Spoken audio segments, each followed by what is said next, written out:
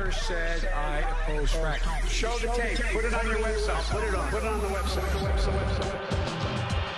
Live from Clark Studios in Rochester, New York. Broadcasting around the world. You're listening to You Made It Political, where the voice of the keyboard warrior is finally heard and the arguments presented are put to the political test. And now, here's your host, Matt Clark. Crime across the United States is up 50 to 90%. And all we keep hearing is defund the police, defund the police, defund the police. None of it makes sense. In Minnesota, the city council this morning just ruled and voted on that they are going to cut its police funding by $8 million and instead use that money for mental health and violence prevention programs. This is in a city where we have protests going on right now where people are screaming, America is over. They certainly need help, all right, and it's not the mental help that you and I are thinking. So Minneapolis cuts police funding by $8 million amid crime surging. It's all wrong. It's all backwards. Let's go over to Fox News right now and take a look at exactly what the American people have to say about the ridiculousness of us taking funds away from our police force. So, Fox News has this just in. The Minneapolis City Council, the city where George Floyd earlier this year died while in the custody of its police department, passed a budget Thursday morning that will cut its police funding by $8 million and use the money for mental health and violence prevention programs. Now, listen, I am all for helping preventing violence. I am all for using money for mental health issues to help these people. I think that's a great idea, but not at the sacrifice of defunding the police. This picture here says 1,000 words. Look at this. Minneapolis cuts police funding by $8 million amid crime surging. As we can clearly see here, a protester of people chanting, America is over. These are the people that we want to help. It doesn't make any sense to me. Today we have our first guest on the show. Very excited. Today we have our first guest. His name is Jose, and he comes at us today with his views and topics on defunding the police. Let's hold over to the guest cam, and we'll bring in Jose to bring him on the show today. Hi, Jose. Are you there? Yes, Matt. Yes, how are you? Thanks for having me.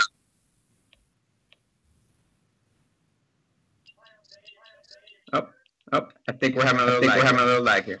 Do you hear us okay, Jose? I lost the video. Over here. Sorry. What's going on? All right, Jose, I'm just going to ask you, just tell us what you think about defunding the police.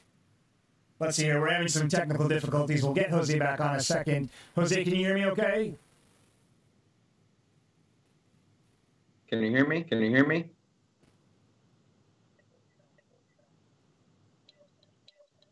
Hello? We'll have to come back to Jose in just a minute. Let's head over to the keyboard warrior cam, where we see what other people have to say here about defunding the police. So Minneapolis cuts police funding by $8 million amid crime surge following summer riots. What do the American people have to say about this? After all, this show is about you, the American people, and what you have to say. Fred says, cut funding, yet promise to hire more police officers. Makes sense to all liberals. It doesn't make sense at all. Alicia says, good luck to the good people of Minneapolis. You will need it. Again, we're talking about defunding the police here. We're talking about taking money away from them amid America's biggest surge in crime. Crime is up 50 to 90% across the country. Where does any of this defunding the police make sense, especially now when we are at breaking point? America's at breaking point. It is on the verge of civil war. There's no disputing that. Tensions are high. People are out of jobs. Poverty is at all-time record. Is this really the time to be defunding the police? This is the last time, or the last place that we should be doing something as ridiculous as this. And the American people are furious and frustrated with it, and they have voiced their concerns. Yet cities keep thinking that if we take money away from the police department and put it towards mental issues, put it towards police prevention, that we're actually going to make headwind here in America. I think it's a horrible idea. I don't think we're making the smart decisions, and people are frustrated. Joe has to say, to my brothers and sisters in blue in Minneapolis, I feel sorry for you. If you can leave and find work elsewhere, please do. If you can't, because each other, back each other up. Be professional and only be reactive to calls for service. If the suspect flees, let them go. If the suspect resists, walk away. Write the report. Do not proactively police in any way, shape, or form. The politicians and citizens had better learn to make friends with the criminal element, because they will be ruling the streets very soon, if not ready. So here we have people telling these police officers, listen, it's so bad out there, just walk away. If you approach crime and your life's in danger, walk away. Because not only are they getting scrutinized for every single little issue here, I mean, they can't even defend themselves anymore without a prison sentence. This country's gone mad. The police need to be able to be out there with the confidence that they need to be able to defend the American people. And the more that we scrutinize them and challenge them and protest them for doing their job, the more they're just going to say the hell with this. And they're going to end up leaving. And that's not what we need right now. We need people to protect us. We need these men and women who put their lives on the line to be respected with the authority that's demanded. And nothing less. So you now have people telling them, hey, listen, you know what? The hell with this. Don't bother. Why bother? You're just going to get in trouble for doing your job, so you might as well just walk away. If somebody attacks you, don't resist it. Just let them walk away. Write the report. This is a very slippery slope that we're headed right now. It's a very dangerous slope. Defunding the police in cities where crimes are at all-time highs is not the smartest idea. And it's going to get to the point where we find ourselves not being able to call anybody for help. If somebody breaks into my home, I'd rather have a policeman come in than a guidance counselor. And I think that's what we're going to find to be the biggest issue right now. We're going to find that to be a huge issue, and it's getting worse. It's not the smartest thing. It infuriates me when I see things like this. America is over. This is what they're chanting. I'm going to cut to a commercial break, and we're going to see if we can patch Joe, and we'll be right back with our first guest here on You Made It Political.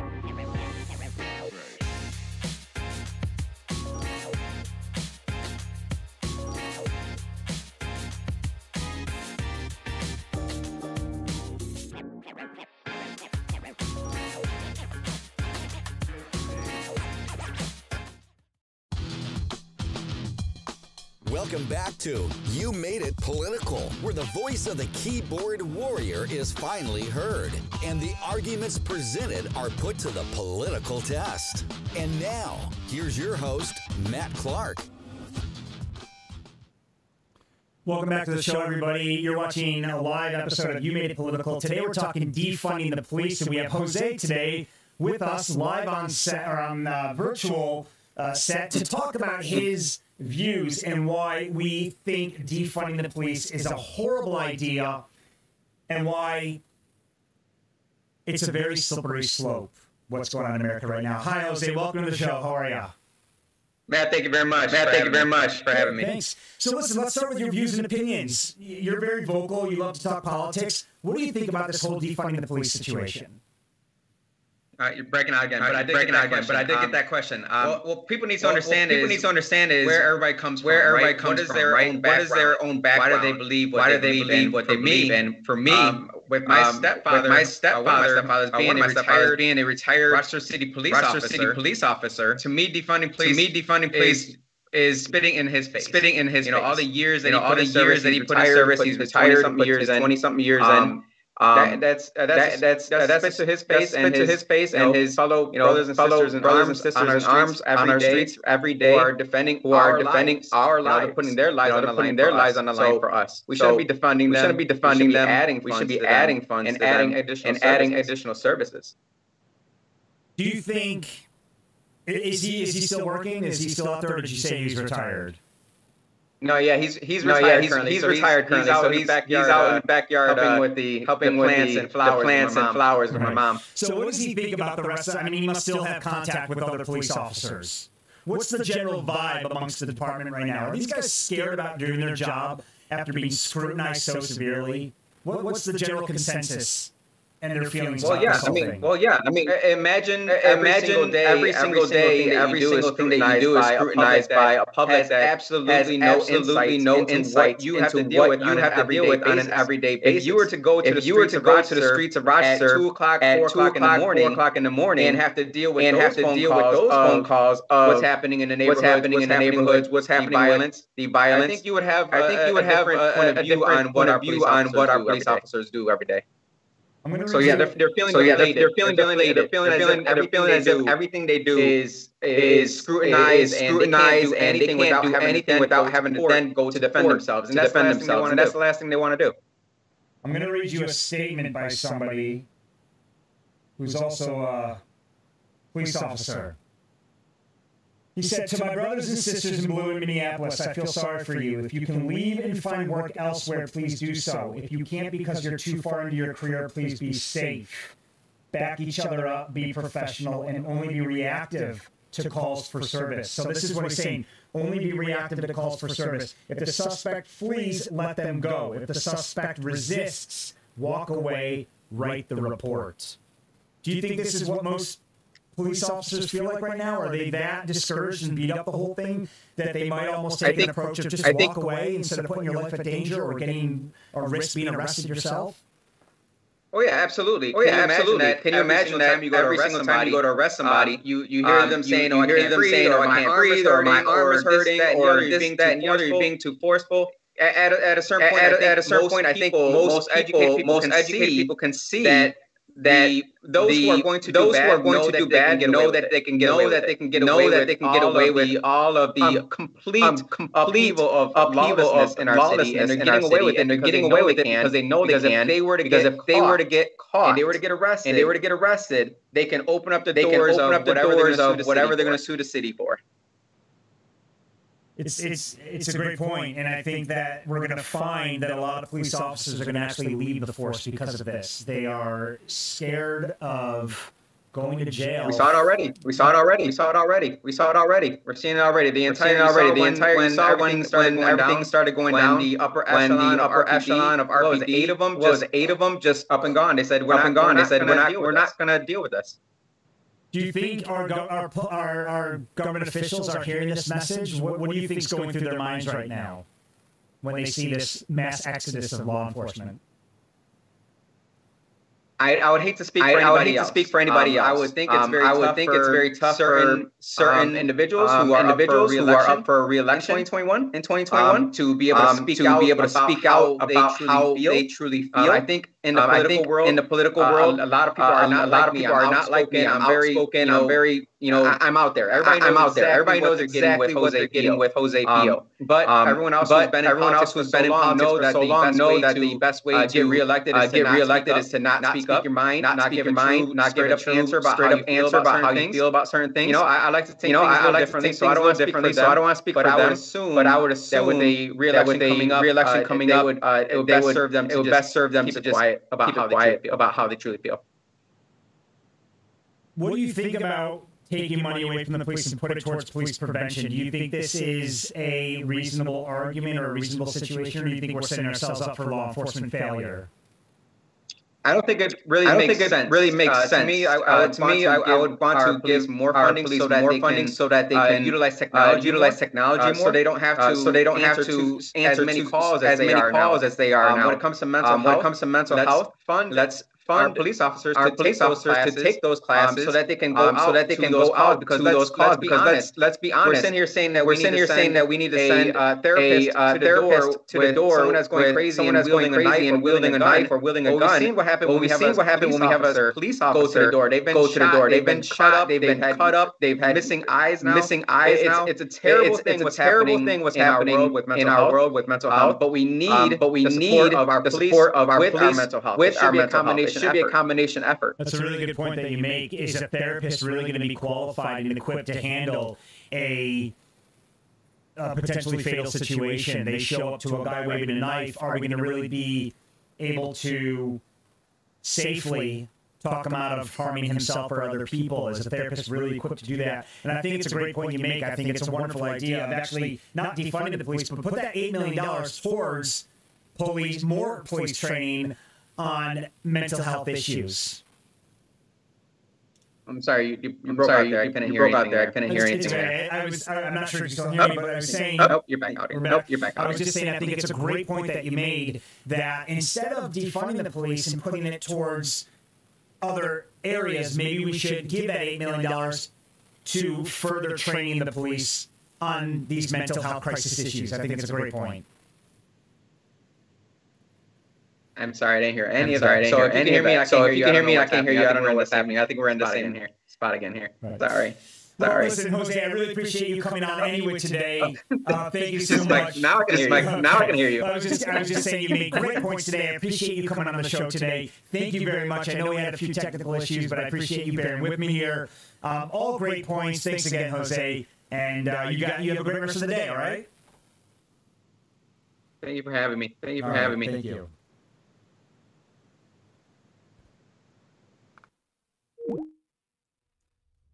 Up next, we are going to talk about the crisis in California. Yesterday, we had the biggest amount of cases in a single day, yet they are the most locked down state.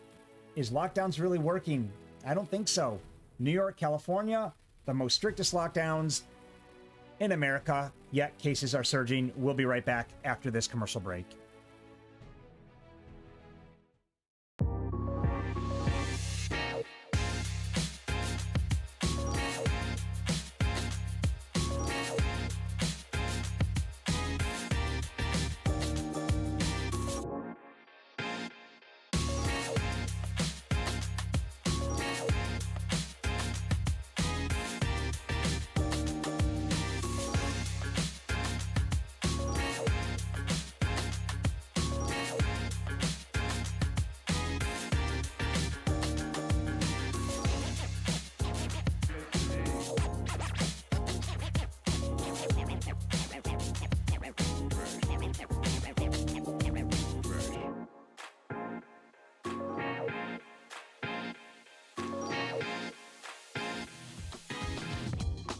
Welcome back to You Made It Political, where the voice of the keyboard warrior is finally heard, and the arguments presented are put to the political test. And now, here's your host, Matt Clark. California on Tuesday reported the highest amount of COVID deaths in a single day during the pandemic. The highest amount of a single day death in all of the United States. California records the most corona deaths, yet they are the strictest lockdown state. So are lockdowns really working? Let's head over to the Keyboard Warrior Cam and see what the American people have to say about the lockdowns not really working out as cases continue to surge. California on Tuesday recorded more COVID-19 deaths than any other day during the pandemic, according to the report. Let's hear what the American people have to say. Are these lockdowns really working? All I keep hearing is that cases are surging, deaths are surging. First of all, let's kind of put this into perspective here. What happened over the summer when we were all locked down and cases weren't surging? I find it hard to believe that this is specifically related to the coronavirus. I feel like there's a lot more to it that we don't know. I feel like we're pinning the COVID death numbers on cases that aren't entirely related specifically to coronavirus. Yes, somebody may have the COVID or coronavirus when they died of pneumonia or the flu, and because they were coronavirus positive, they're slapping a COVID death on the certificate.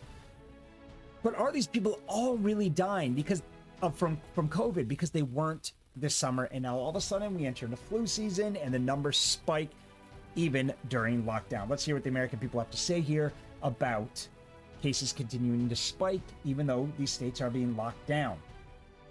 Brandy says, I'm so confused as to what is going on in Cali. They have been locked down since March. Okay, maybe not locked down, but have one of the strictest COVID policies, and they have some of the highest numbers in the world. It doesn't make sense. You got they have some of the highest numbers in the world, California, yet they have the strictest lockdown measure. What are people really dying from here? What are they really dying from? Are they really dying from coronavirus? Or are they dying from other complications, and because they had coronavirus at the time, we're slapping a COVID death on the certificate? So we have California, full lockdown, curfews, highest death count. Tuesday, the highest death count in the United States. The numbers aren't adding up here. Let's see what other people have to say about the lockdown and how this is all working in California. Don says that's because they went back and changed the records of those who died from other causes to COVID. They are doing it all over this country. It's criminal. I've heard this many times, and I don't know who to believe anymore. I've heard multiple times that we're going back, we're changing the numbers, we're slapping COVID cases on deaths that shouldn't have been in the first place, and all of a sudden we see a surge. Why are we doing this in the first place? What's the point? Are we purposely trying to break this country? Or who's behind all of these cases? It doesn't help that hospitals are getting paid hazard pay for COVID deaths. And I'll tell you why I think hospitals are skewing the numbers or misleading us or misguiding us on the real numbers. I've spoken to many nurses in these hospitals.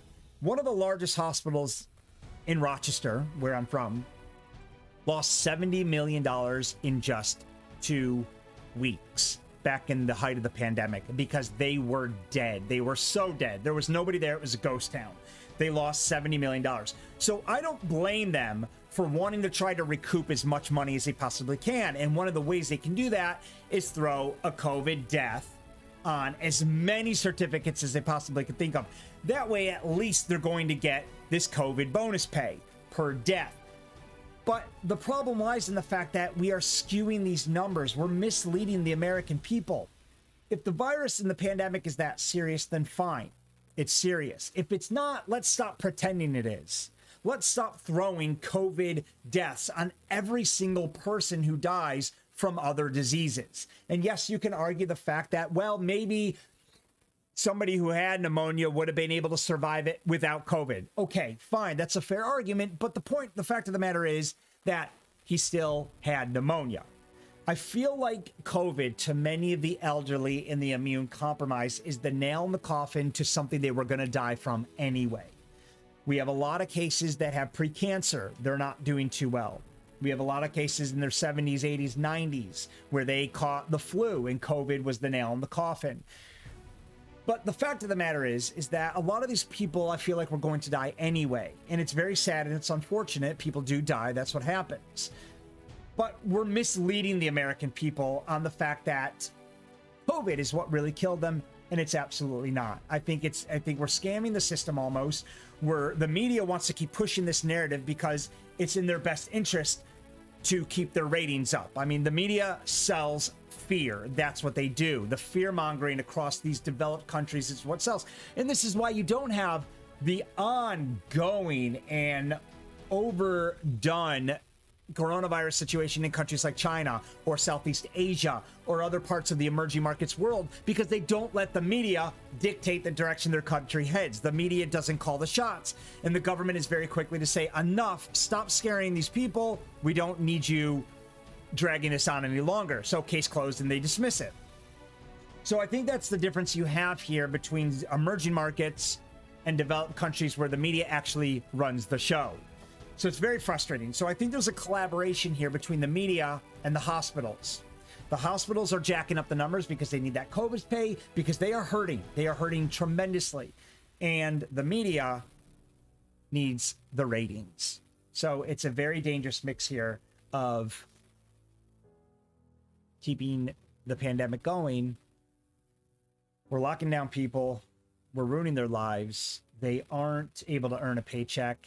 The only ones who are really benefiting here are the hospitals from the COVID pay that they get for listing deaths, and the media for scaring the hell out of the American people for the sole purpose of their ratings. Let's head over to the keyboard warrior cam and see what more Americans have to say here on California having the highest spike in Tuesday, highest spike of deaths, yet the strictest lockdowns. Clampett says the lockdowns are working in California. Wrong. The only thing it is doing is putting small businesses out of business. So sad. Welcome to California. Great point. They're not working. The lockdowns are doing kind of everything but preventing deaths. It's causing bankruptcies. It's causing the collapse of states. It's causing further fear. It's causing school closures. The only thing the lockdown is not doing is reducing the amount of cases. That's the only thing that's happening here. And you can argue it all you want, but the fact of the matter is that the data prevails. The science actually prevails. You have a state like California with one of the highest death rates in the country, but the strictest lockdown. You've got New York State, strictest lockdown, yet the highest amount of deaths. So crime is up, poverty is up, cases of deaths are up, everything seems to be up, yet we keep going to lockdowns. We've been wearing our masks for the last 180 days, yet Biden wants us to wear a mask for the next 100. So what's really working here? And the vaccine, I wouldn't really put too much faith into the vaccine either, because they're already coming out and saying, medical experts, that the vaccine isn't really foolproof, that 50% of people still may not respond to it, 50% might. So what's going to happen when the vaccine doesn't work and people still continue to die? Are we going to mask up for the rest of our lives? We have to start getting real here. And at some point, we may have to accept the fact that herd immunity is the only answer. Wayne says, I'm at the point I don't give a crap. And this is a very scary situation for all of us to be in. I'm at the point I don't give a crap. We needed to call the herd. Thanks, China and the DNC, for releasing this on the world. Less people, not so bad. Maybe the lines at Disneyland and the DMV will be shorter. I sense a bit of sarcasm there, but he's absolutely right. At this point, it's so bad, we have nothing to lose.